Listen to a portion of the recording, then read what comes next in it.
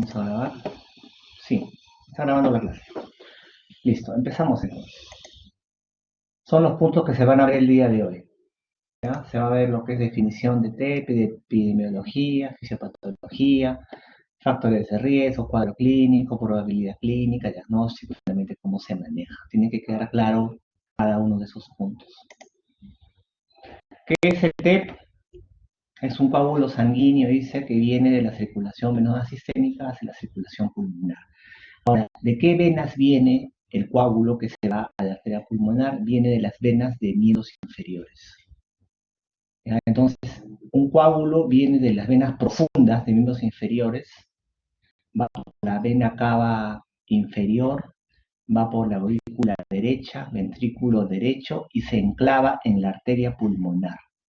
¿Ya? O sea, finalmente, el fin es que vaya a la arteria pulmonar. Entonces, viene de venas profundas de los miembros inferiores.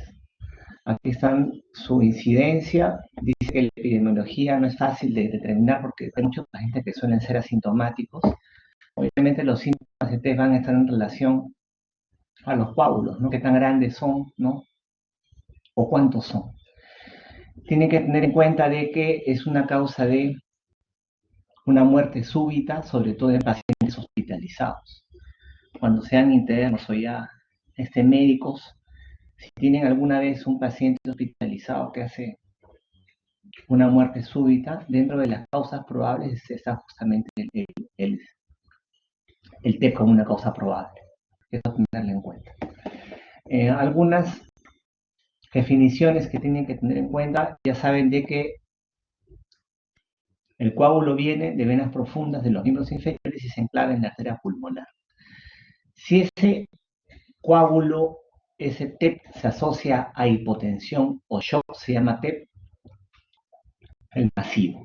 Esto es importante porque eso me cambia el enfoque terapéutico igualmente. Ahora, ¿por qué puede hacer un paciente con TEP hipotensión? Acuérdense que el coágulo se enclava en la arteria pulmonar, ¿no? El flujo sanguíneo, ¿cómo viene? Viene de vena cava, aurícula derecha, ventrículo derecho, arteria pulmonar. La sangre va al pulmón para oxigenarse, va a las venas pulmonares, aurícula izquierda, ventrículo izquierdo, aorta. O sea, la sangre pasa de arteria pulmonar que sale del ventrículo derecho hacia el ventrículo izquierdo, aorta. Si se obstruyen muchas ramas de la arteria pulmonar, no va a haber sangre que llegue a la aurícula izquierda y al ventrículo izquierdo de la aorta.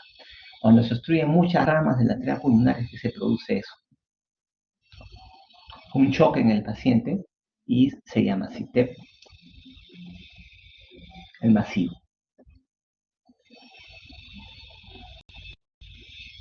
Eso es masivo cuando dice se asocia a disfunción del ventrículo derecho.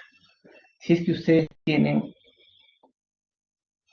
un coágulo en la arteria pulmonar, o sea, va a aumentar una poscarga de la arteria pulmonar. Ahí, ¿quién es el que ahí se sufre? Ahí va a haber un sufrimiento del ventrículo, el derecho, ¿no es cierto? Entonces, este ventrículo comienza a dilatarse, comienza a hipertrofiarse y finalmente ese ventrículo entra en disfunción. Si sucede eso, acuérdense que el ventrículo derecho bombea sangre a las cámaras izquierdas. Si finalmente disfunciona, ya ocurre shock. Pero en el TEP que aún no hay shock, o sea, en el TEP que aún no se produce hipotensión, pero si hay disfunción del ventrículo derecho, se llama TEP submasivo. Ahora, yo les pregunto a ustedes, ¿de qué forma yo me podré dar cuenta que ese TEP viene con disfunción del ventrículo derecho? ¿Qué examen yo podré solicitarle al paciente para comprobar que tiene disfunción ventricular derecha? No, el TEP con shock es TEP el masivo. Pero si tengo un TEP que no tiene hipotensión, pero que solamente tiene disfunción ventricular derecha, es TEP submasivo. Ahora, ¿cómo yo podré confirmar esta disfunción ventricular? ¿Qué examen le pediría a su paciente? Ahora que han estado haciendo sus clases. ¿Qué examen? Ajá, un ecocardiograma. O sea, en esos pacientes, en los pacientes con TEP, es necesaria la evaluación con el ecocardiograma, porque finalmente eso me va a decir si tiene disfunción ventricular o no. Y si la tiene y no tiene shock, se llama TEP submasivo. Cuando pasa mucho tiempo de la embolia pulmonar y ya se forma hipertensión pulmonar, el TEP cambia de definición. Es crónico. Y es un manejo ya aparte de lo que les voy hoy día a presentar. Entonces, para ustedes, sobre todo me interesa que recuerden la definición del TEP masivo y submasivo. Ahora, ¿cuál es la fisiopatología de esos trombos? ¿Por qué se forman esos trombos en las venas profundas y en los inferiores? Porque ocurren algunos eventos, como por ejemplo éxtasis venoso, estados hipercoagulables, injuria en la pared de las venas. Uno solo de esos factores o la combinación de estos es lo que me da esos coágulos que finalmente van a la arteria pulmonar. Un éxtasis, por ejemplo, venoso ocurre en qué pacientes? En pacientes que están en cama postrados, posanestesia general, pacientes con falla cardíaca, pacientes con antecedentes ya de la enfermedad. También tenemos estados hipercoagulables. Por ejemplo, todo cáncer, por definición, es un estado hipercoagulable, dependiendo de la neoplasia. Nunca se olviden del síndrome nefrótico, también es un estado hipercoagulable. Acuérdate que por orina no solamente pierdes albúmina, también pierdes anticoagulantes naturales. Vas a perder antitombina 3, proteína C, S, y me puede dar un estado de ese tipo. Dependiendo de la severidad de este síndrome, será el estado más coagulado. Otros estados, por ejemplo, en la gestación también es un estado de ese tipo hipercoagulado. Y finalmente, si hay antecedentes pues, de cirugía, traumatismos en la pared, en las venas. La combinación de estos factores hace que el paciente haga este cuadro. Tiene, por ejemplo, un paciente con una cirugía mayor que tiene un cáncer de fondo y que está pues en cama por más de una semana postrado, tiene más riesgo de hacer una triada fisiopatológica es esta, este bicho que se conoce. Acá, por ejemplo, ¿qué es lo que tienen en esta gráfica? Tienen en una necropsia de una arteria pulmonar, se van a dar cuenta cómo en el interior hay un trombo. Ya saben, cuando se obstruyen muchas ramas de la arteria pulmonar se produce hipotensión. Ya saben que el origen de los coágulos es venas profundas de miembros inferiores. La tromboflebitis superficial no produce TEP. ¿Ya? Tienen que ser coágulos de otro tipo, de miembros inferiores. En los profundos ocurre eso. No ocurre en la flebitis superficial. En la tromboflebitis superficial no ocurre TEP. Acá tienen otro paciente, por ejemplo, con signos de varices de miembros inferiores, postrado con edemas. Entonces, la fisiopatología ocurre en 3 factores ahí que van a condicionar la aparición de estos trombos. Éxtasis venoso, estado de hipercoagulabilidad y injuria de la pared. Puede ser un factor, 2 factores o todos. Es una triada fisiopatológica. El bicho que se conoce. Estos son los eventos fisiopatológicos principales.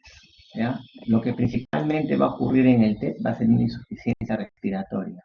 Va a haber un compromiso hemodinámico, shock, y en ocasiones infartos pulmonares.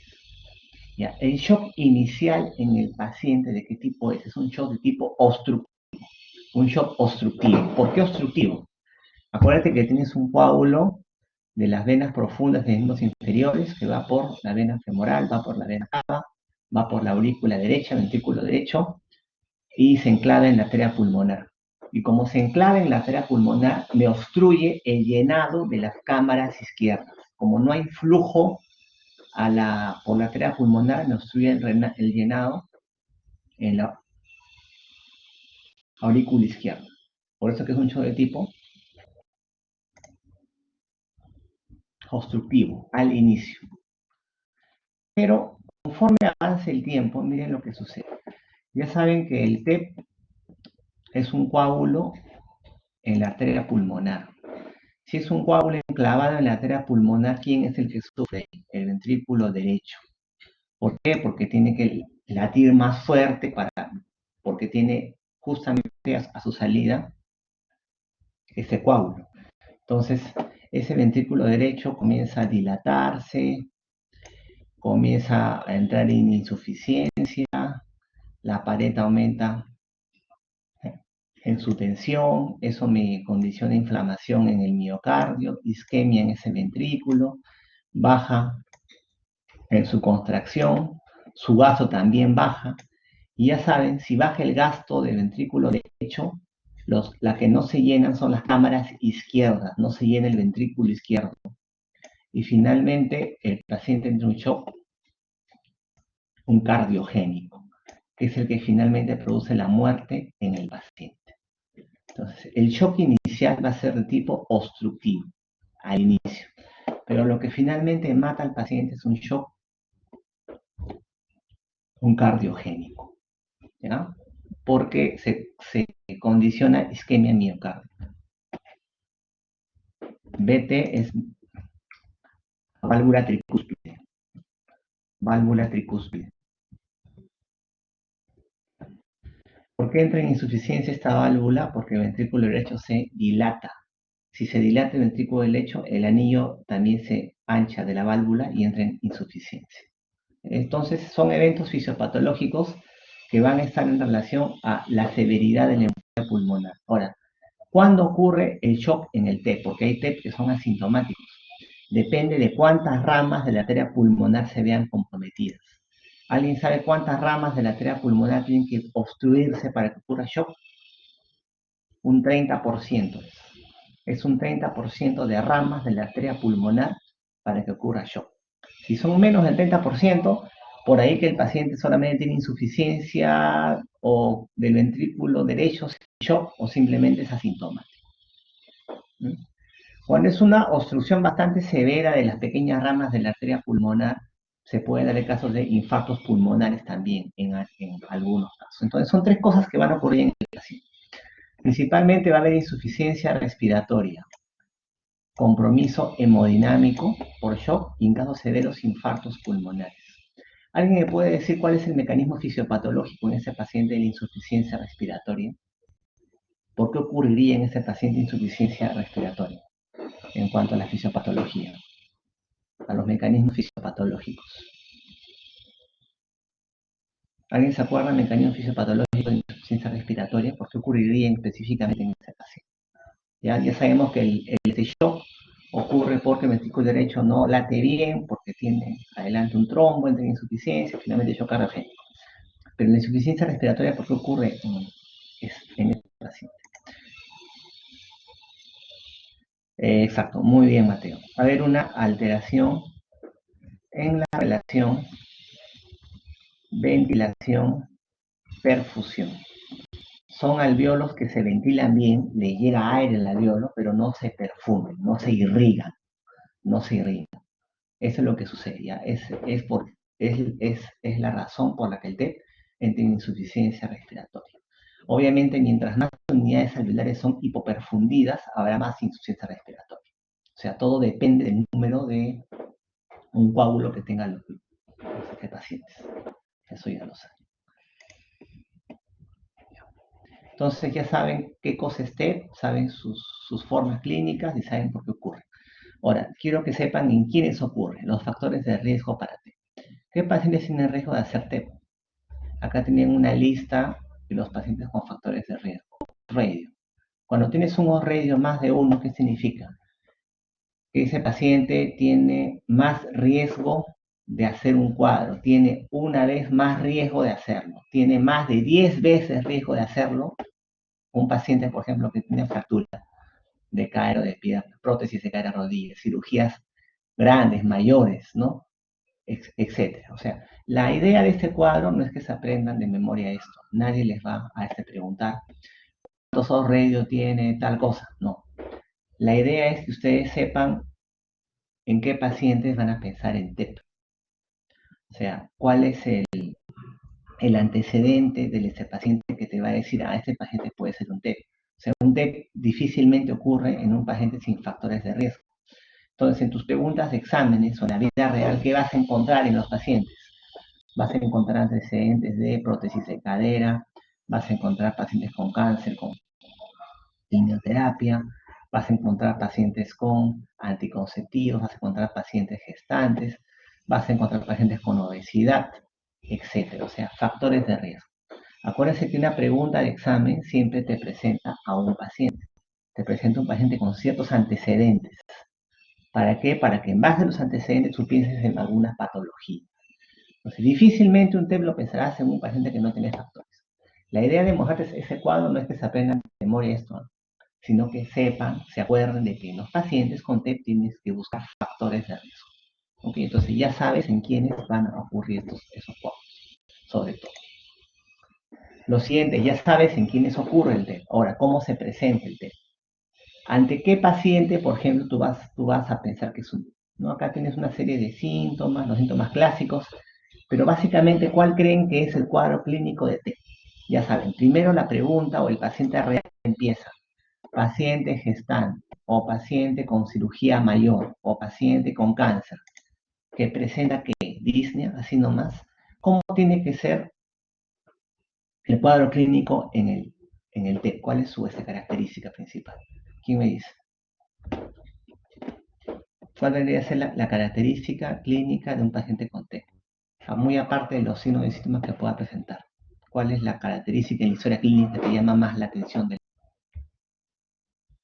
¿Quién puede decirme eso? ¿Cómo se presentan estos síntomas? ¿De varios días de evolución? ¿O son de inicio agudo? ¿O son bruscos, digamos? ¿Cómo se presentarían? Acuérdense que el inicio en el TEP va a ser un inicio agudo. Agudo. Brusco. Brusco, agudo. Entonces, la palabra mágica es súbitamente. Súbitamente el paciente que tiene disnea, dolor pleurítico, tos, dolor externar, hemoptisis, síncope incluso. Ahora, ¿qué es lo clásico? Disnea súbita, dolor torácico, hemoptisis. Lo clásico, recuerda, no siempre está presente. O sea, en la vida real y en tu examen, no esperes buscar los tres, pero sí que vas a buscar un factor de riesgo y el cuadro característico, disnea súbita. En medicina interna, un paciente con ese cuadro clínico, aparte de embolia pulmonar, ¿qué más podría ser? Disnea súbita, dolor torácico, aparte de embolia, ¿qué es lo que puede ser? ¿Qué me dice? Aparte de embolia pulmonar, embolia pulmonar, un paciente con dolor torácico y disnea súbita, dolor torácico, súbita, aguda, taponamiento cardíaco, no tanto, ¿no? Sería un infarto.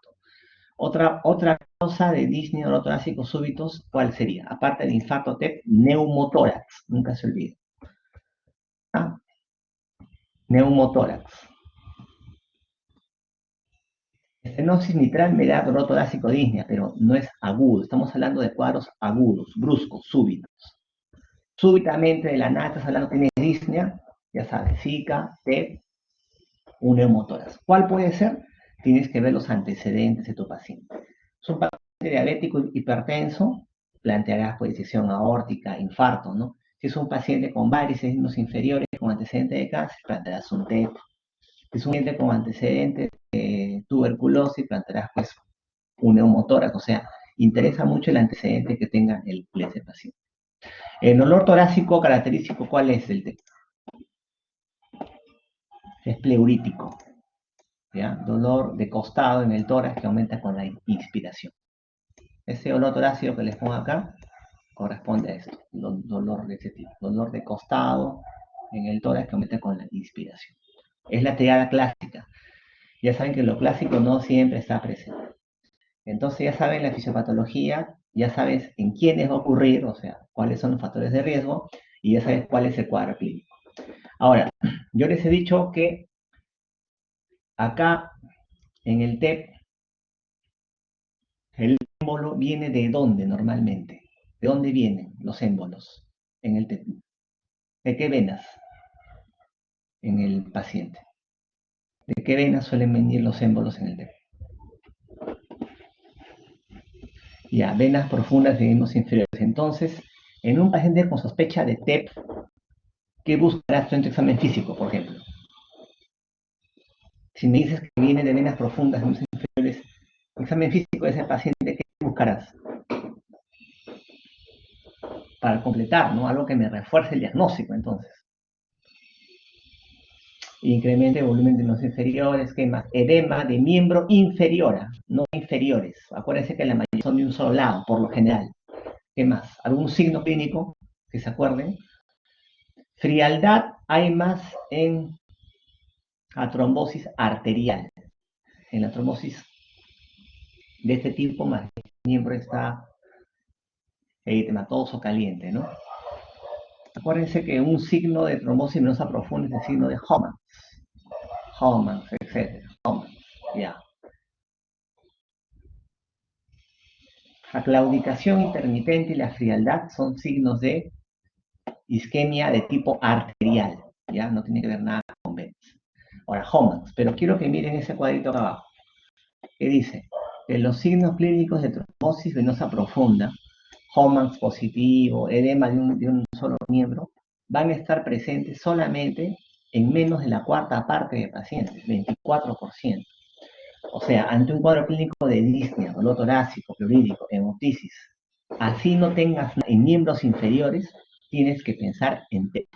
¿Ya? O sea, no te guíes que el paciente tenga signos de Hoffmann, esas cosas. Puede que lo tenga, puede que no. Y lo más probable es que no los tenga, mira.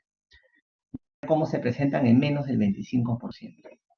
Entonces, ¿de qué manera yo podré saber si miembros inferiores tengo o no esos coágulos? O sea, clínicamente no veo nada, no hay Hoffmann, no hay hinchazón de miembro, nada.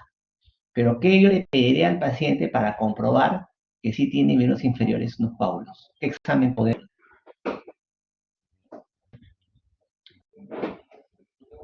Un ecodoppler de miembros inferiores. Cuando pidan ecodoppler, tienes que especificar que ecodoppler, ¿ya? Porque hay ecodoppler arterial, ecodoppler venoso. Venoso, ¿ya? Es el gol estándar. Mira, la clínica tiene una sensibilidad de menos de 25%, o sea, no pasa nada.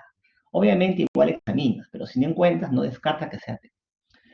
Ya, tengo factores de riesgo entonces, un paciente con cáncer, obeso, digamos, que hace disnea súbita. Ya sé en quiénes se presenta, ya sé de qué forma se da este cuadro. Ahora la siguiente pregunta es, ¿cómo saber si un cuadro clínico corresponde o no a un TEP? ¿A qué me refiero con eso? Tienes el paciente gordito, digamos, con varices, que por ahorrarse plata de Tumbes a Tacna se va en este bus, ¿no? En el Ormeño, se va.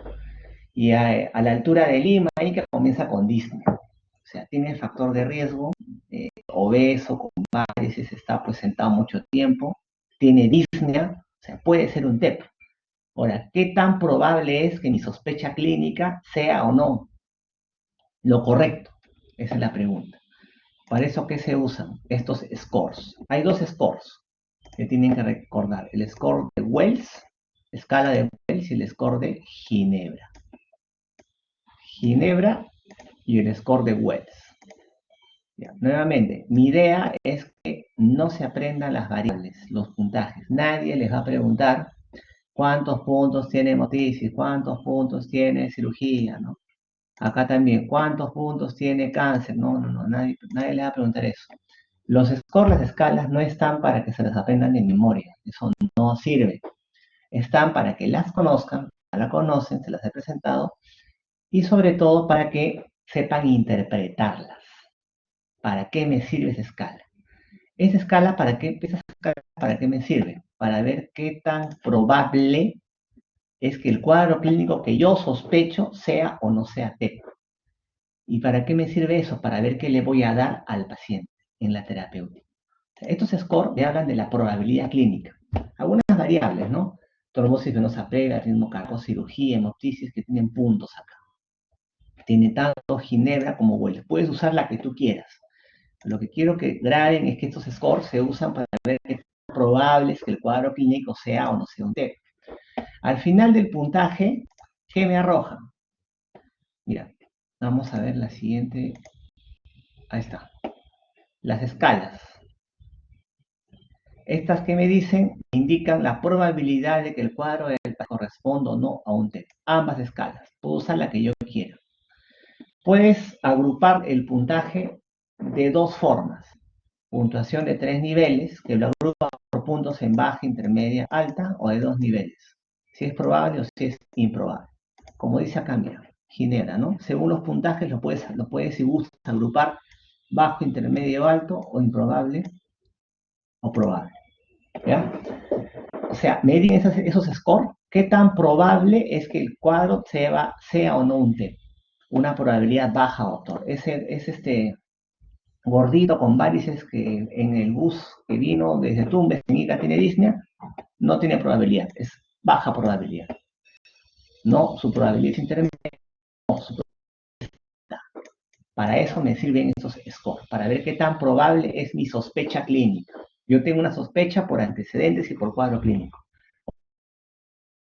Siempre es eso, depende de esos scores, para ver qué le voy a pedir al paciente y qué voy a hacer con ese paciente.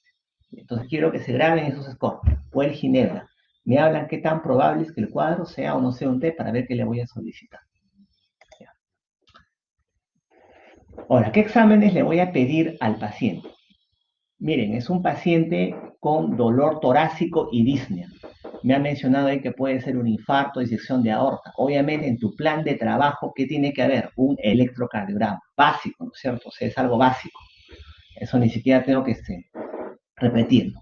Un paciente con dolor torácico, disnea, tengo que pedir de todas maneras un electrocardiograma. Acá la pregunta es, ¿qué es lo que yo espero encontrar con más frecuencia en un TEP? Alguien me dice, de los hallazgos que se mencionan ahí, ¿qué es lo más probable que yo encuentre en pacientes con TEP? Acuérdense de que yo pido un examen siempre esperando encontrar algo. No le pido por ese pedido. Yo le pido un examen esperando encontrar un hallazgo. En este caso, en un EKG de un paciente con TEP, que es lo que más suelo encontrar. ¿Alguien me dice?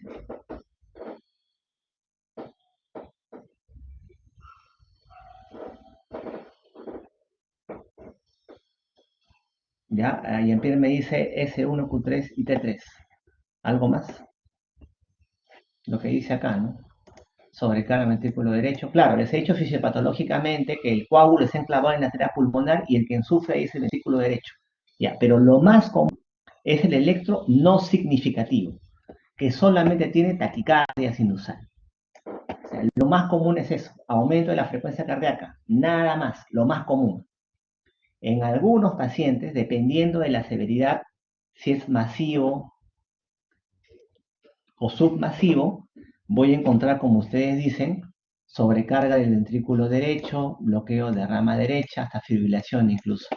Esta sobrecarga del ventrículo derecho en el electro, ¿cómo la voy a ver? Como un eje que se desvía a la derecha.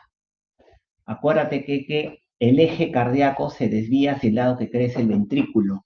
Si el ventrículo derecho crece más, el eje se desvía hacia este lado.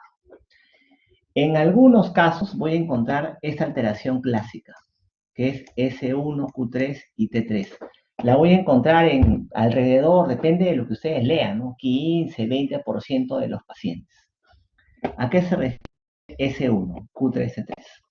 Acuérdense de que en el electrocardiograma, mira, tienes acá la onda P. La primera onda hacia abajo se llama onda Q. La única hacia arriba se llama onda R. La segunda hacia abajo se llama onda S. Luego tienes la onda T. O sea, normalmente puede haber Q y puede haber S en el electrocardiograma. Pero esa Q y esa S no deberían ser más de un tercio, no deberían ser más de un tercio de toda la altura del QRS. Esa Q y esa S, esas ondas hacia abajo, no deberían ser más de un tercio de toda la altura de ese complejo QRS.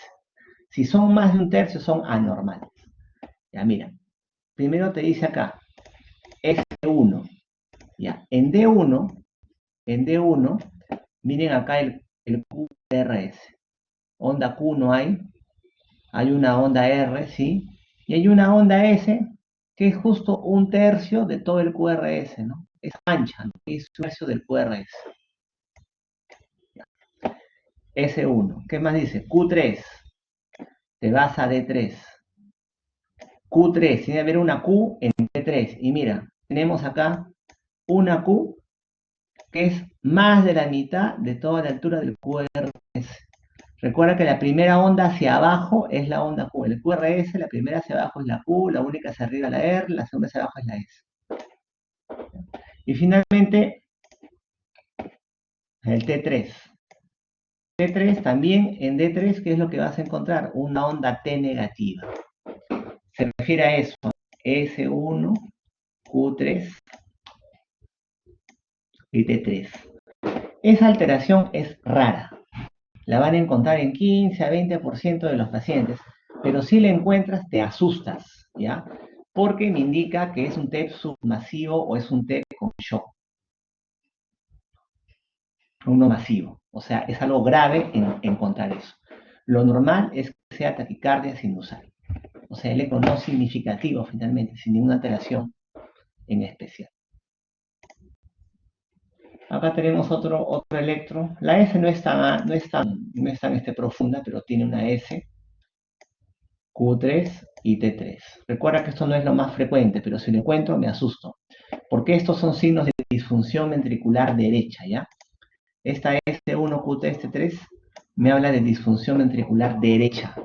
Que acuérdense que es el evento final en el TEP, que produce shock finalmente cardiogénico. Claudia, dime. Has levantado la mano. Doctor, disculpe, es que no se ve el puntero que esté señalando en las diapo. ¿No se ve? No, ¿Se ve acá? tampoco. Porque se está compartiendo, ¿ah?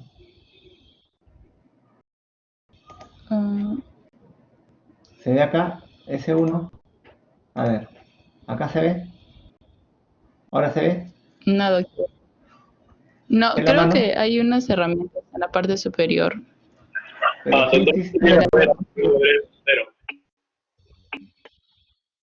bueno, todos me dicen que se ve, parece que es un problema con la conexión, quizás, ¿ah? Sí.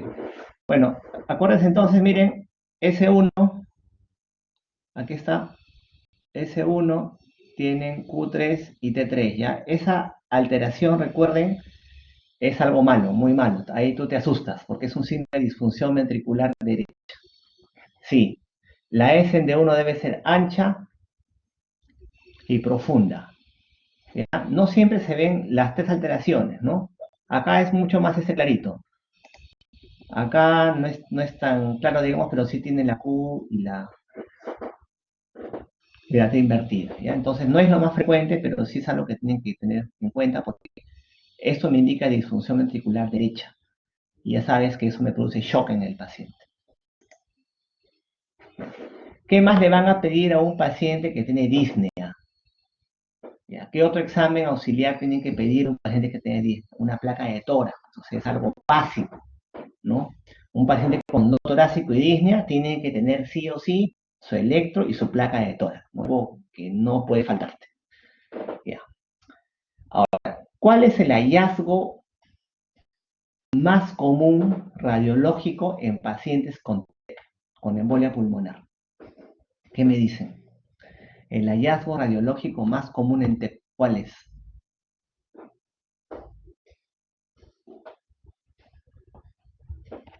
¿Cuál es el hallazgo? O sea, tú ves la placa, es TEP, dices TEP. O sea, viene ese paciente gordito, con meses que estaba en el Ormeño, de Tumbes a Tacna, te vino quería en carro y en Ica comenzó con disnea.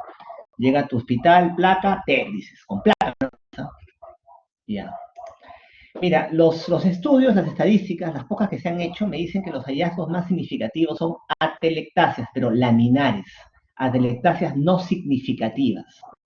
¿A qué me refiero con no significativas? Que es una placa casi normal. O sea, el paciente con TEP masivo o submasivo me viene con insuficiencia, usando 80%, quizás 85% bajo, ya, tú le pides su placa de tórax esperando pues encontrar un infiltrado gigantesco, ¿no? Pero resulta que ese paciente que viene saturando 80%, saturación de oxígeno 80%, te traen la placa del paciente y es esta placa. Mira, esta placa. O sea, casi no encuentras ninguna alteración en el pulmón. O sea, la placa en el TEP es no significativa. ¿Ya? Igual que el electro, no significativa. Y eso me apoya en el diagnóstico de TEP. O sea, en otras palabras, un paciente con insuficiencia respiratoria severa, que viene con una placa casi normal o no significativa, me apoya el diagnóstico de TEP. ¿Ustedes pensarían que esa placa de acá que les muestro corresponde a un paciente que te satura 80%? No, no va, pues, doctor. Yo esperaría encontrar un infiltrado parenquimal ya. Cuando tienes esa placa que no me apoya en mi clínica, que se hizo esa clínica, planteate. ¿Ya? O sea, se dice que es no significativa, pero sí, como me he dicho ahí, suelen haber atelectasias laminares, que son mínimas, no significativas. ¿Qué más puede haber? Efusión a veces de la pleura y algunos signos, como el signo de Westermarck, que acá se ve. El signo de Westermarck, ¿a qué le llaman? A la oligoemia pulmonar. Oligoemia.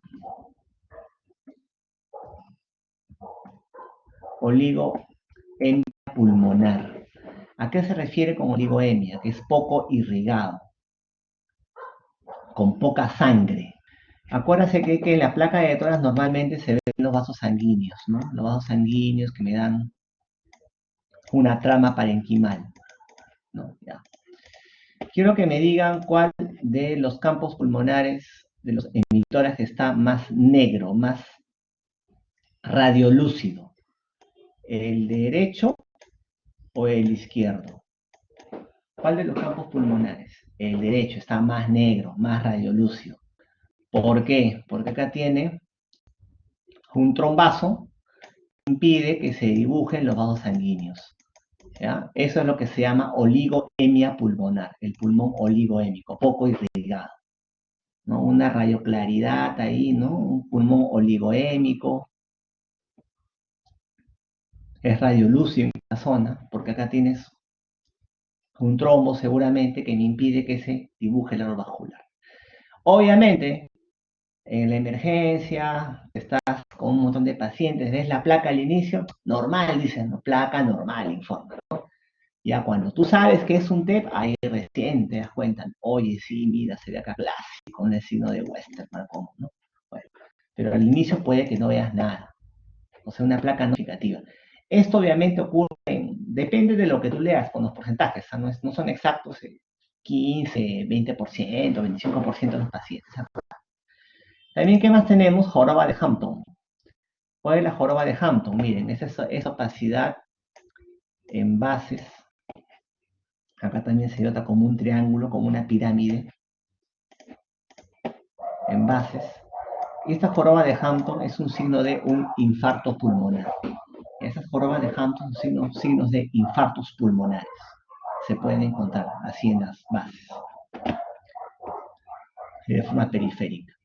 Y finalmente el signo de Fleischner, que significa engrosamiento de los hilios pulmonares, engrosamiento de las ramas de la arteria pulmonar. Es un poco subjetivo eso, ¿no? Pero también puedes ver. Engrosamiento de las arterias pulmonares, joroba de Hampton, y otro signo que es oligomia pulmonar, el de Weston. Son algunos de los signos clínicos que ustedes pueden ver. Si les preguntan, acuérdense, la placa de tórax va a ser no significativa. No significativa. Ahora, como le estaban mencionando, a veces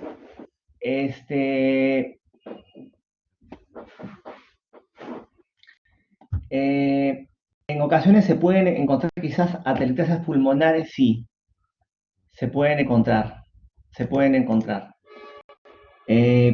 pero son mínimas igualmente. Infusión pleural se va a encontrar sobre todo cuando se asocian infartos pulmonares. Acuérdense que los infartos pulmonares se ven con la joroba de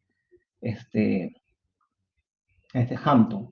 Estos signos están presentes, acuérdense, en más o menos un 30% de los pacientes, 15%, dependiendo lo que tú puedas ver, ¿no? Me están preguntando por el signo de la palla. El signo de la palla es igualmente el ensanchamiento de las arterias pulmonares. Es el equivalente al signo de este Fleischmann, ¿ya? No tiene mucha sensibilidad tampoco para el diagnóstico de esto. ¿Y a qué otros exámenes tú le vas a pedir a un paciente con TEP? Un AGA. ¿Ya? ¿Cuál es el AGA que sueles encontrar en el TEP? Va a haber hipoxemia con hipocapnia, ¿ya? O sea, va a haber un O2 disminuido, lo mismo que el PCO2. Tanto el PO2 como el PCO2 van a estar disminuidos. No hay acá hipercapnia, ojo, no hay hipercapnia, hay hipoxemia con hipercapnia. También otra característica, eso lo van a ver ya en neumología cuando hagan la parte de insuficiencia respiratoria, va a ser el aumento en la gradiente alveolo arterial de oxígeno. Esta gradiente alveolo arterial de oxígeno, cuando se eleva, va a estar especialmente alta cuando tiene patologías que me alteran el intercambio de gases. Sobre todo va a estar alta, por ejemplo, en fibrosis pulmonar y por supuesto, en lo que esté. El dímero D después tiene, que es una prueba que se pide bastante, ¿ya? Pero ¿cuál es el problema con esta prueba? Que es muy sensible, pero es poco específica. ¿A qué me refiero que es muy sensible? Que casi todos los TEP me lo dan positivo, ¿ya? Esto es cierto. Pero también puede ser alto ese dímero D, ¿en qué pacientes? Mira, no solo en embolia venosa, también embolia arterial, CIDE, por supuesto, preeclampsia, falla cardíaca, sepsis, pacientes con cirugía, pacientes con neoplasias, pacientes con falla hepática, con falla renal, gestantes. En los servicios de medicina interna, los pacientes que se hospitalizan, ¿qué es lo que tienen? A ver, ¿qué es lo que tienen? Tienen falla cardíaca, tienen falla hepática, tienen falla renal, tienen cáncer. O sea, prácticamente se puede elevar en cualquier paciente de medicina interna. Cualquier paciente de medicina interna. ¿Ya? Por lo que hay que saber usarlo. El hecho que salga esa prueba alta positiva no significa que sea TEP. ¿Para qué me sirve? Para descarte sobre todo. Si en un paciente que yo tengo sospecha de TEP, la prueba me sale negativa, ahí sí me dice, no es TEP.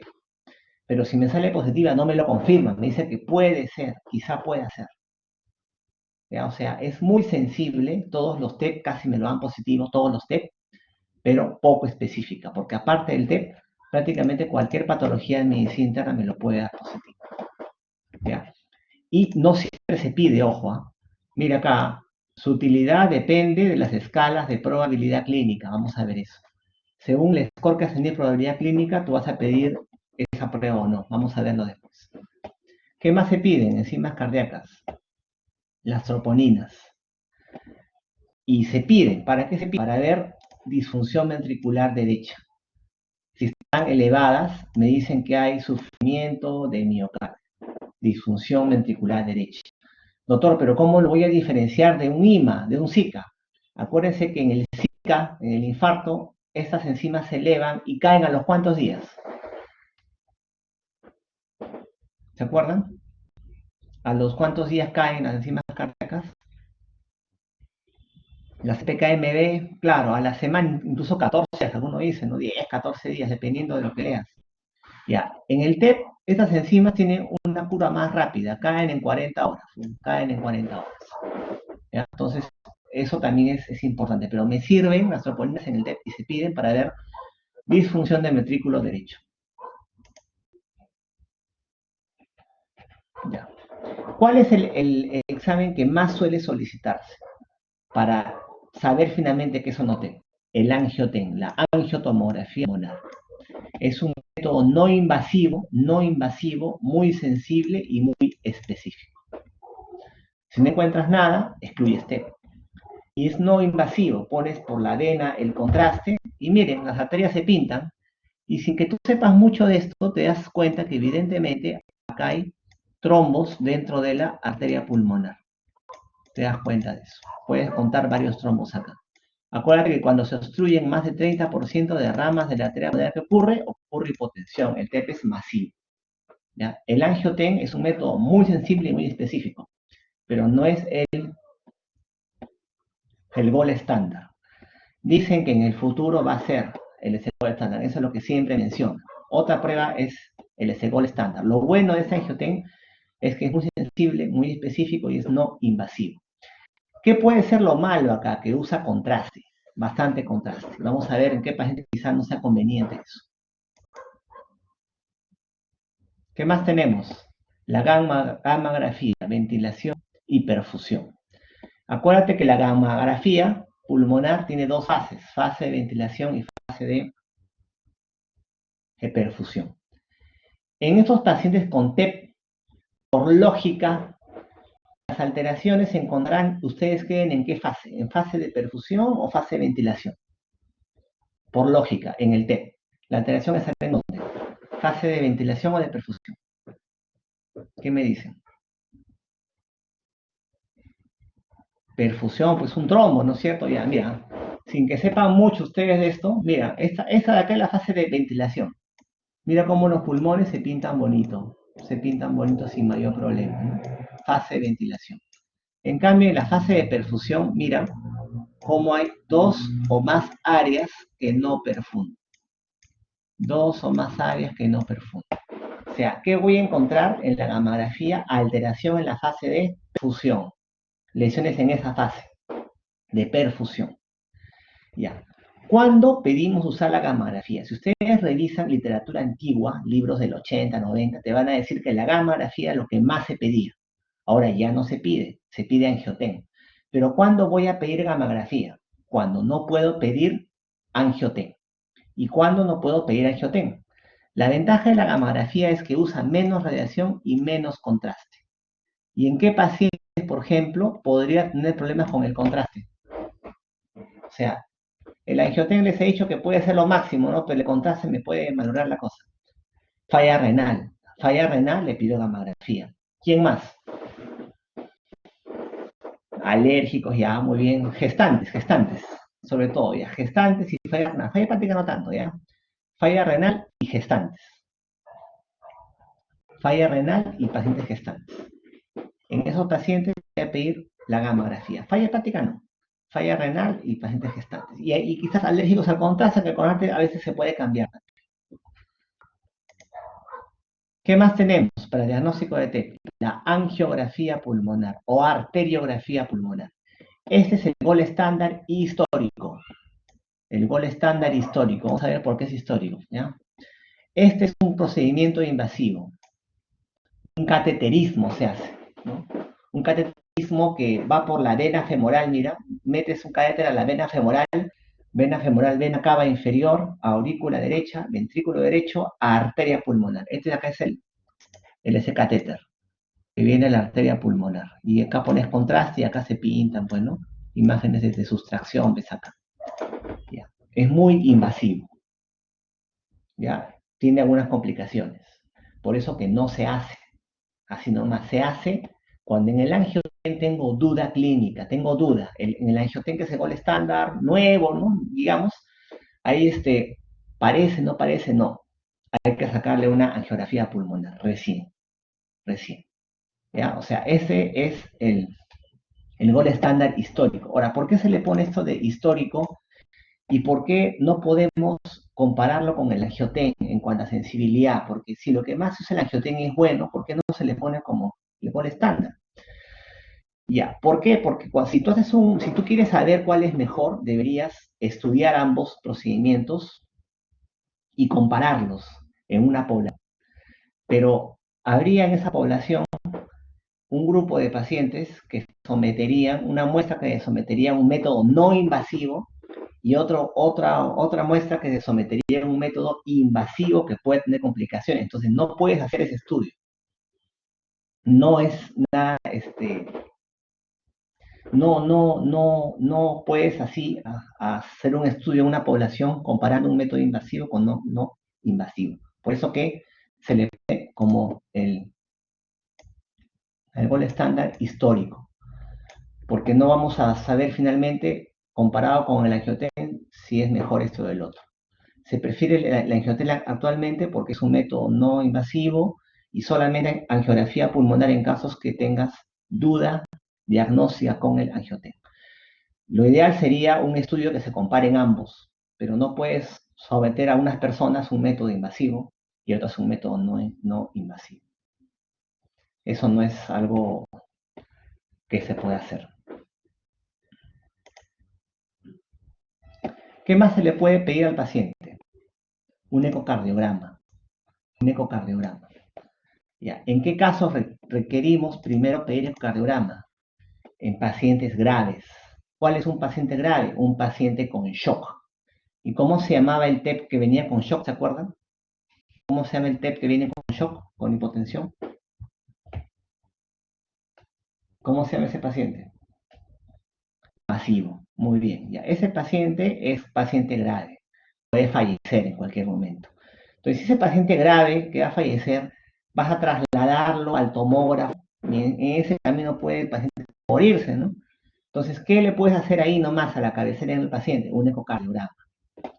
¿Para qué? ¿Qué es lo que crees que tú vas a buscar en el ecocardiograma? Si tengo suerte, voy a encontrar el trombo en el ventrículo derecho o a su salida, si tengo suerte. Como nunca tengo suerte, no lo voy a encontrar. ¿Qué es lo que voy a encontrar? Signos de disfunción ventricular derecha. Exacto. Ventrículo derecho dilatado, insuficiente, con anomalías en la motilidad, en sus válvulas que están ahí nomás. O sea, de forma indirecta, ¿no? Es un paciente, digamos, con factores de riesgo, con un cuadro clínico característico y shock, puede ser un TEP. A ver, ecocardio, disfunción ventricular derecha. No veo el coágulo, pero yo asumo que esa disfunción puede ser por ese coágulo que está más adelante, seguramente. ¿Cuándo prefiero pedir ecocardiograma? En pacientes graves. TEP masivo. Ya. Entonces, ya saben fisiopatología, saben factores de riesgo, saben lo que es el cuadro clínico en el paciente, saben todos los exámenes auxiliares que están por hacerse en esos pacientes. Ahora se preguntarán, ¿qué prueba pido primero? ¿Qué pido primero en estos pacientes? Ya. Depende de la clínica en el paciente y la severidad. Es un paciente que viene a tu guardia con sospecha de TEP. Ya sabes en quiénes sospechas TEP, ya lo sabes. Lo primero que voy a ver es si tiene hipotensión o no, shock o hipotensión. Si el paciente tiene shock, es un TEP de alto riesgo. Ese paciente puede fallecer en ese momento, se puede morir ahí. Si no tiene shock, es un TEP de no alto riesgo, tengo un poquito más de tiempo. ¿Por qué es importante esto? Para ver qué le voy a solicitar. Ya, miren, ¿eh? ¿Qué prueba pido primero? Si es un TEP de alto riesgo, o sea, un paciente con shock, es un TEP masivo. Acuérdate, TEP masivo es un paciente que puede fallecer. ¿Qué le voy a pedir de arranque? Angioten o ecocardiograma de urgencia. ¿Por qué podría pedir ecocardiograma si es que tengo dificultad en hacer el angioten? En algunos hospitales, el tomógrafo no está ahí nomás en emergencia, no está pues lejos de la emergencia. Entonces, mientras trasladas al paciente al tomógrafo, quizá no hay sitio, se muere el paciente. Entonces, ¿qué hago a la cabecera del paciente? Ecocardiograma. ¿Y qué es lo que voy a buscar? Signos de disfunción ventricular derecha en ese paciente. Miren que en ningún momento acá en TEP de alto riesgo he mencionado una prueba de laboratorio. De frente pido angioténico ecocardiograma. ¿Qué hago en el TEP de no alto riesgo? No alto riesgo, acuérdate, es el que viene sin shock. En ese paciente voy a evaluar la probabilidad clínica que el cuadro sea o no sea un TEP. Voy a ver la probabilidad, baja, intermedia o alta. Esto sale ¿cómo? ¿Se acuerdan? ¿Cómo yo voy a evaluar la probabilidad clínica, baja, intermedia o alta? ¿Cómo la evalúo? ¿Se acuerdan?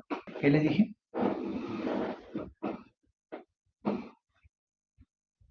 Ajá, perfecto, Anisa. Scores, claro, cualquiera de los dos. Ya saben, a mí no me interesa que sepan los puntajes, o sea, ¿para qué sirve? O el Ginebra. ¿Quieres calcularlo? Ya sacas tu celular y lo calculas ahí.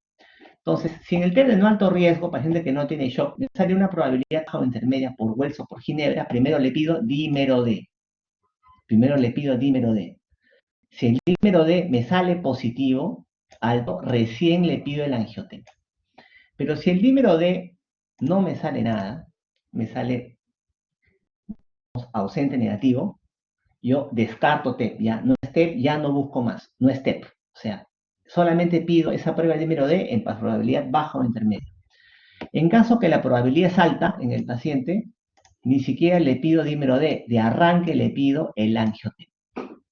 Ya, ese es el algoritmo que tienen que tener en cuenta. ¿Cuál es alto riesgo? Ya lo saben.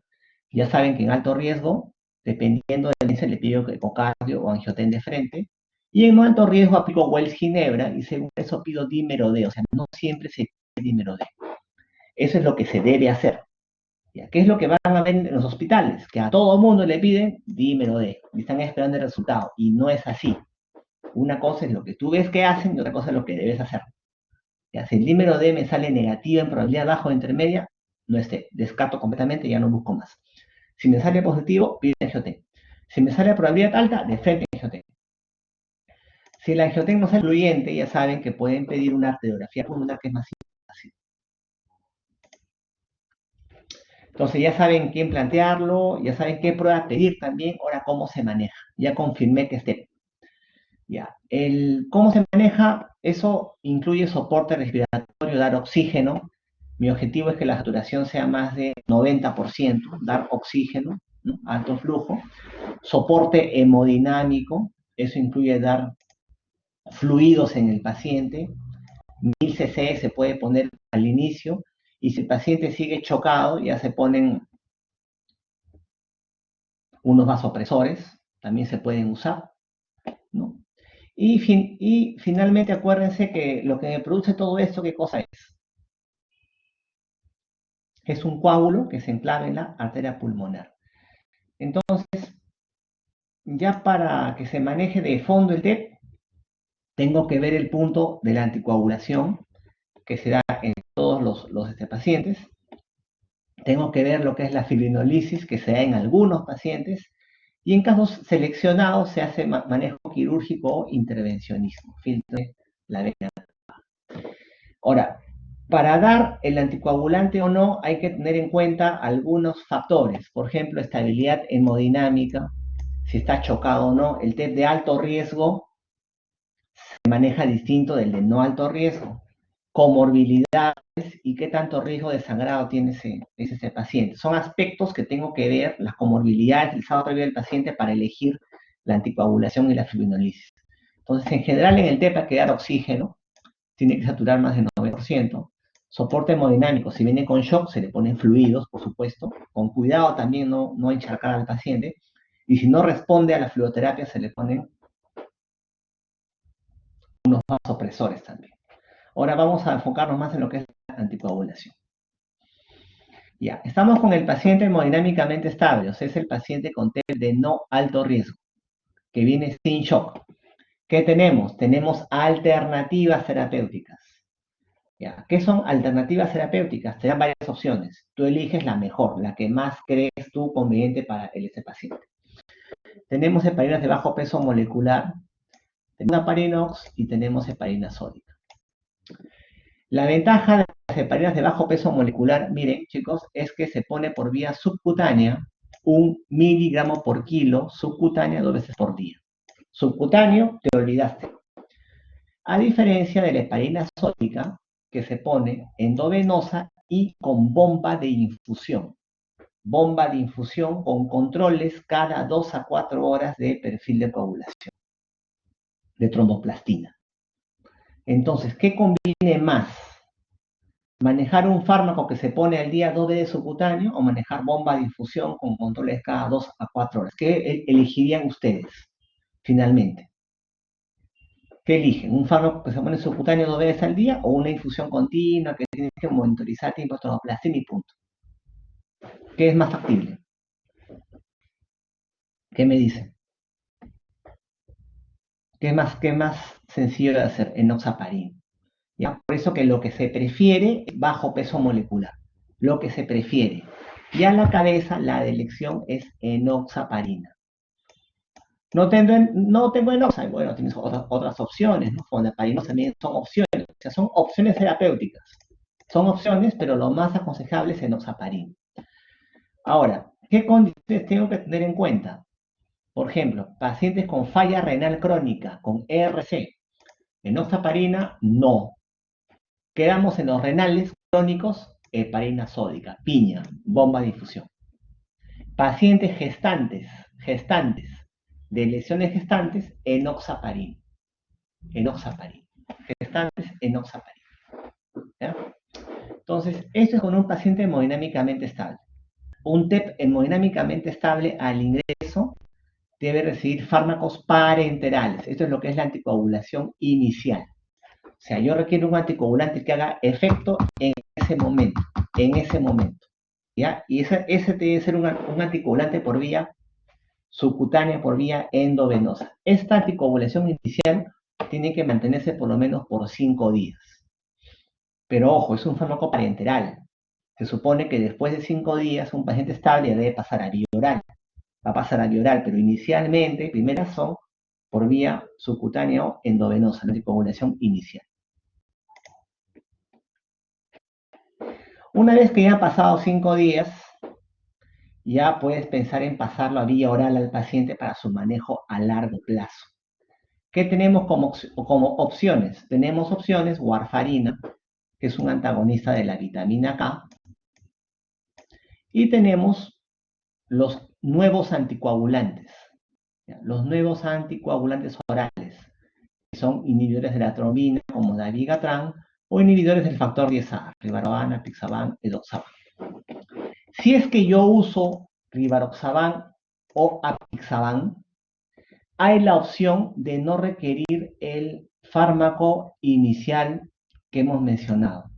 O sea, si es que yo uso estos dos fármacos, cualquiera de los dos, digamos, rivaroxaban o apixaban, puedo darlos desde el inicio, sin necesidad de poner al paciente enoxaparina o heparina sódica. O sea, podría empezar de arranque como inicial, ya como rivaroxaban o apixaban. O si gusto, empiezo con vía parenteral con enoxa y al quinto día ya comienzo a cambiarle a warfa o las otras alternativas. Ahora, acuérdense que la warfarina tarda en actuar. No es que doy el fármaco y actúa mismo, tarda en actuar 3 a 5 días. Por eso, al ingreso del paciente, se sugiere empezar con enoxaparina y warfarina, con ambos. ¿Ya? Al ingreso, si voy a usar warfarina después, empiezo con enoxa y le doy también a warfarina. ¿Por qué? Porque la warfarina se demora en actuar 3-5 días. ¿Con qué prueba de laboratorio se monitoriza, se acuerdan, la warfarina? ¿Con qué prueba de laboratorio monitorizamos la warfarina? Con el INR. Con el INR. El INR normal, acuérdense chicos, el INR normal es menos de 1.5. ¿Ya? Yo digo que hay una buena anticoagulación con enoxaparina. Ha llegado a mi objetivo cuando el INR va a estar entre 2 y 3. Entre 2 y 3. Pero eso se demora 3 a 5 días. Hay que titular el fármaco. O sea, no hay problema. Yo empiezo el día 1 con enoxa y con warfa, porque sé que la warfa aún no actúa. Y al quinto día pido un INR. Si el INR es entre 2 y 3, ¿qué hago? Suspendo enoxaparina y continúo con la warfarina. Continúo por cuánto tiempo se da la anticoagulación, cuánto tiempo dura la anticoagulación. Por lo menos 6 a 12 meses, dependiendo de cada paciente. 6 a 12 meses. ¿Ya? Si el TEP ha ocurrido en gestantes, se da hasta el final de la gestación. Si el TEP ocurre en un paciente con un estado como por ejemplo una neoplasia procoagulable, como una neoplasia, un SAF, el manejo es de por vida, permanente. O sea, ¿cuánto tiempo dura en un paciente sin comorbilidades, ¿no? Importante, 6 meses a 12 meses. En gestantes hasta que termine la gestación. En un paciente con una alteración en la coagulación con una enfermedad de fondo que me la condicione, como cáncer, ácido fosfolipídico, sea vida permanente. Acuérdate de que la warfarina puede iniciarla y al quinto día ya la controlo y suspendo enoxaparina. La ventaja de los otros fármacos, los anticoagulantes nuevos, es que ni bien yo los inicie, la anticoagulación ya se da. Digamos, con la warfarina yo empiezo el día lunes, pero para que me haga efecto se demora hasta el viernes. En cambio, con el resto de fármacos, dabigatran, por ejemplo, yo doy el lunes y el lunes el paciente ya se anticoagula. O sea, la anticoagulación inicial puede empezar 5 días con enoxa y al día 5 o 6 ya le doy el otro fármaco, el dabigatran. ¿Ya? Ahora, acá una tingencia para las gestantes. El único anticoagulante que se puede usar en gestantes es el enoxaparina. O sea, piña, una gestante con TEP, tiene que recibir su enoxaparina hasta el fin de la gestación, subcutánea. Y ya no por 5 días, sino en la gestante va a ser permanente ese manejo. No puede recibir ni warfarina ni el resto de los anticoagulantes. Entonces, este es a largo plazo. Inicial, parenteral, hasta el día 5 y a largo plazo, vía oral. Incluso hay algunos que pueden iniciar desde el arranque con eso, ¿no? Ya, ¿cuál elijo? ¿Elijo warfarina o elijo los anticoagulantes nuevos? Tienen sus pros y sus contras. Por ejemplo, ¿cuál sería la ventaja de dar antagonistas de la vitamina K? La warfarina. ¿Cuál sería el beneficio? Uno, el costo, ¿no? Barata. Aunque ahora con más salido que tomen warfa, pues ya no es tan barata, ¿no? Pero normalmente un blister de 10 pastillas me cuesta un sol, pues, ¿no es cierto? En cambio, los otros fármacos, dabigatran, rivaroxaban, apisaban, cada pastillita me vale 8 soles, 10 soles. Y tiene que tomarse 1 o 2 veces al día por un año, por lo menos, o 6 meses, dependiendo de cada paciente. Vamos a ver acá. Acá están los antagonistas de la vitamina K, warfarina. Mira dónde actúa warfarina. Me inhibe a los factores de coagulación dependientes de la vitamina K. O sea, al 2, al 7, al 9 y al 10. O sea, actúa a varios niveles. 2, 7, 9, 10. En cambio, apixaban, rivaroxaban en el factor 10. Dabigatran en el factor 2. O sea, son más específicos. Por eso que la warfarina, como actúa a varios niveles, su efecto es un poquito impredecible. A mí me dan 5 miligramos, a uno de ustedes 5 miligramos, al otro 5 miligramos. En unos va a ser una buena anticoagulación, en otros no le hace nada, el otro paciente sangra. O sea, no siempre se comporta igual en todos los pacientes, porque actúa a varios niveles. O sea, hay que estarlo monitorizando constantemente al paciente con su INR, al inicio semanal, luego cada 2 semanas, luego cada mes. En cambio, los otros no. Yo le doy el fármaco y me olvido del asunto. El problema es el costo. Ahora dice, ¿no? Si el costo tú lo ves solamente por cuánto cuesta esa warfarina, obviamente, mucho menos cuesta, ¿no? Pero hay cosas que no evaluamos cuando vemos el costo de un fármaco, de una enfermedad. Si le das warfarina al paciente, el paciente gasta igual plata en salir de su trabajo, trabaja ese día, va al hospital para sacarse la prueba, es el costo que le trae el que sangre en algún momento, el que no le haga nada, ¿no? Entonces, si ves costos, lo ves también en general, todo lo que implica ese medicamento. ¿Ya? Esta es la razón entonces por qué la warfarina es un fármaco un poco inestable, porque actúa a varios días, que estarlo monitorizando. Aquí está. La warfarina, el objetivo de INR es de 2 a 3, la dosis 5 miligramos, que se puede subir o bajar dependiendo del INR, si está alto o bajo, ¿no? Le subo a 7.5, a menos de la mitad, etc. Las limitaciones es que hay que estarlo chequeando a cada rato con el INR, semanalmente, mensualmente, interacciona con todo, ¿ya? Interacciona con tus ensaladas, con tus vegetales verdes, produce interacciones y casi con todos los fármacos, un problema con la warfarina. ¿En qué pacientes sí vas a poder usar warfarina? En pacientes renales. La anticoagulación en pacientes renales a largo plazo va a ser con warfarina. Ahí sí no hay ningún problema. También la warfarina va a ser de utilidad en pacientes con estados En los protrombóticos, por ejemplo, antifosfolipídico, cáncer, pacientes con síndrome nefrótico, en esos pacientes también se usa warfarina, y también en pacientes renales sobre todo. En cambio, tenemos los nuevos anticoagulantes, por ejemplo, dabigatran, rivaroxaban, apixaban, edoxaban, facilidad de uso, das una dosis y ese mismo día el paciente ya se anticoagula, no son inferiores a la warfarina. El problema es el costo, no pueden monitorizarse. O sea, la warfa se monitoriza con el INR, los de acá no pueden monitorizarse. Ya no hay forma de que los monitorices, entonces si se te pasa la mano la dosis, el paciente sana, no puedes monitorizarlo. La ventaja es que tienen tiempo de vida media corto. Como sea una vez al día, 2 veces al día, después de medio día ya no tiene efecto el fármaco, puedes manejarlo de alguna manera. En cambio, warfarina tiene tiempo de vida media largo, se demora 3-5 días más o menos. Antídotos se puede considerar que no hay. Bueno, en realidad sí hay, pero miren cómo se llama. Idarucizumab, Andesenejab. Bueno, son anticuerpos monoclonales. Para los nuevos anticoagulantes son anticuerpos monoclonales que no están disponibles. La vitamina K es el antídoto para warfarina. Ojo, para sobreanticoagulación con warfarina puedes usar dos cosas. Vitamina K o usas la transfusión de plasma fresco congelado. Exacto, de plasma fresco congelado.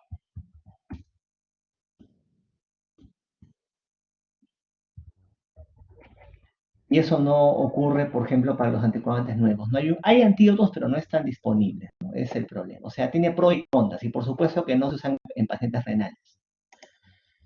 Aquí están, mira, contraindicados cuando la depuración cae menos de 30. No puedes indicarlos. Acuérdense que les dije que rivaroxaban y apixaban podían ser usados como anticoagulación inicial, ¿no? Yo les mencioné que la anticoagulación al inicial era por vía subcutánea, por vía endovenosa, y después de 5 días se pasaba vía oral por 6 meses a 12 meses. Pero les dije también que en el caso de rivaroxaban y apixaban, yo podía darlo de arranque sin manejo inicial subcutáneo ni endovenoso, pero cambia la dosis. Aquí está en ese cuadro, mira. Rivaroxaban, al inicio voy a darlo 15 cada 12 por 21 días y después 20 cada 24. Apixaban 10 cada 12 por 7 días y después 5 cada 12, ¿no? O sea, de eso se refiere. La ventaja es que el efecto es en ese mismo día de la administración. El problema, acuérdense, es el costo y tener mucho cuidado con lo que es falla renal. En falla renal, gestante, ya saben, la gestante va a ser enoxaparina. ¿Qué hacemos con el TEP que viene con hipotensión? Aplicamos fibrinolisis, trombolisis, ¿no? Mal llamada, fibrinolisis. De elección se da alteplasa, alteplasa. ¿Ya? ¿A cuál TEP ese? Al TEP que viene chocado. Al TEP chocado primero se le fibrinoliza, ¿ya? Y después se coagulantes, después. Tenemos opciones, alteplasa, citoquinasa, uroquinasa. De elección, alteplasa. ¿La fibrinolisis se aplica solo al TEP masivo, grave, con shock? La respuesta es sí. Las guías te ponen considerar terapia fibrinolítica en el TEP submasivo. En el submasivo tú lo vas a considerar. ¿Qué significa considerar? Ve tú lo que haces, si le das o no. Tienes que evaluar riesgo-beneficio. Riesgo-beneficio, a veces hay más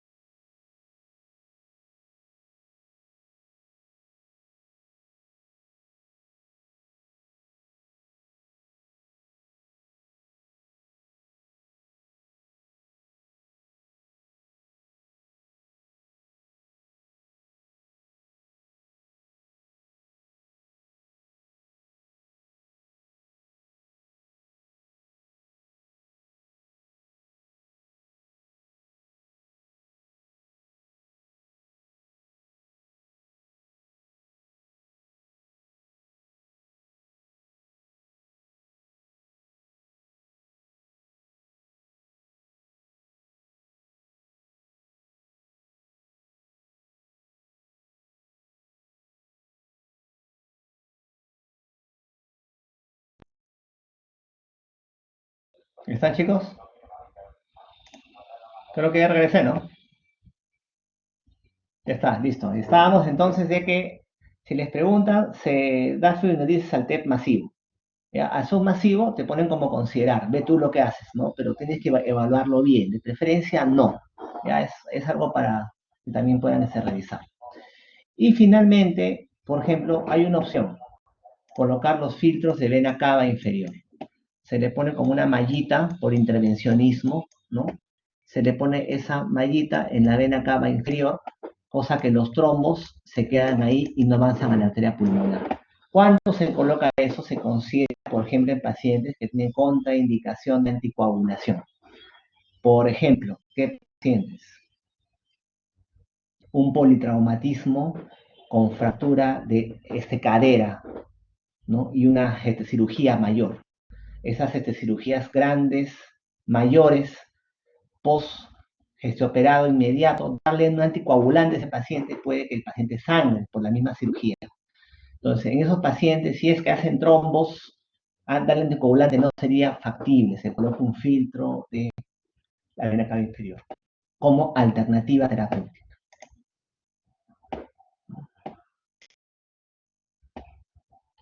Entonces, en esa clase hemos visto la fisiopatología, hemos visto factores de riesgo en quienes se presenta, cuadro clínico de los pacientes, qué alteraciones hay en el laboratorio, exámenes auxiliares, qué se le pide a los pacientes y cómo se dan los anticoagulantes en los diversos escenarios. Se dan cuenta, depende de la valoración de los pacientes. Me interesa mucho que sepan manejar las escalas de Wells y Ginebra y sepan sobre todo para qué se usan esos scores. Y eso sería todo, creo. Si tuvieran alguna pregunta, espero que hayan entendido todo. ¿Ha quedado claro?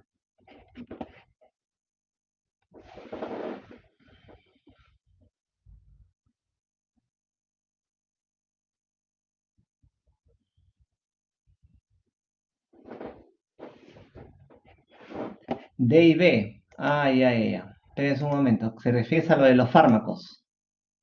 Eso de acá. Ya. Miren, cuando lean sus libros QD es una vez al día. D y D es 2 veces al día.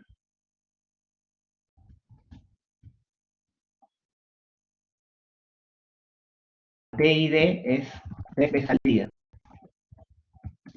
Y Q y D es 4 veces al día. Cuando hablen de administración de los medicamentos. Así lo van a encontrar en los libros a veces. QD, BID, TID, QID. ¿Ya?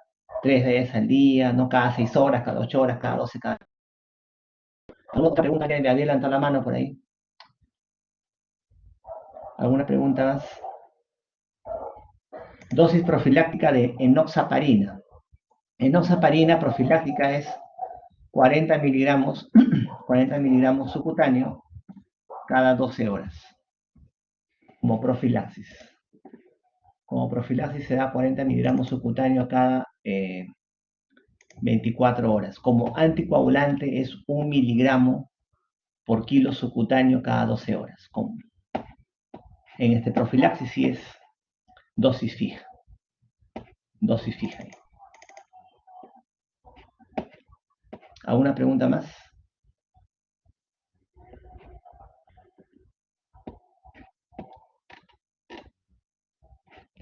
Ilan, a ver, levántese la mano.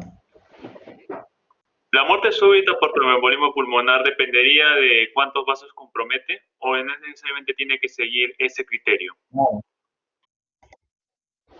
No, eso va a depender de cuánto vaso compromete, o sea, depende qué tan severo es, qué tan... Es un masivo finalmente, ¿no? Acuérdate que la muerte súbita va a ocurrir por una obstrucción al llenado de las cámaras izquierdas, ¿no? Será pues más de 60, 70% en esos pacientes, claro. Acuérdense que el TEP masivo ocurre cuando se obstruyen al menos un 30% de ramas de la arteria pulmonar. Es mucho mayor ese porcentaje, el cuadro va a ser mucho más severo, pues si lleva a la muerte súbita.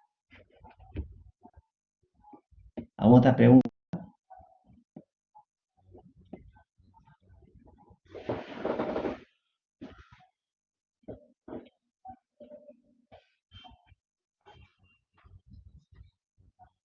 ¿Otra pregunta que tengan?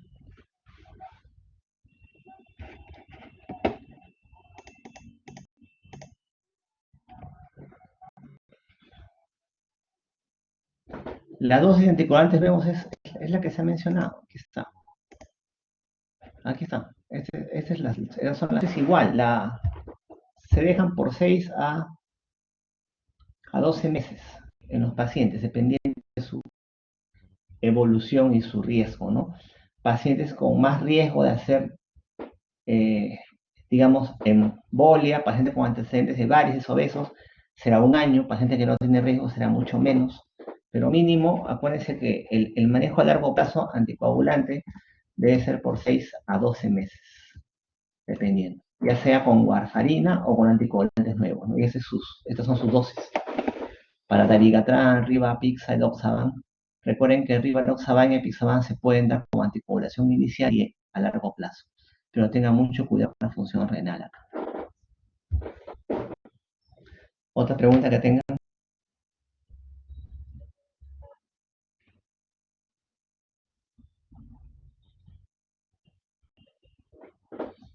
¿Algo más, chicos? ¿Algo más que quieran saber? ¿Está todo claro en la clase? ¿Alguna duda?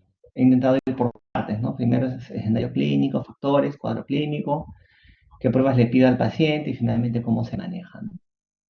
Que es lo que finalmente van a ver también ustedes.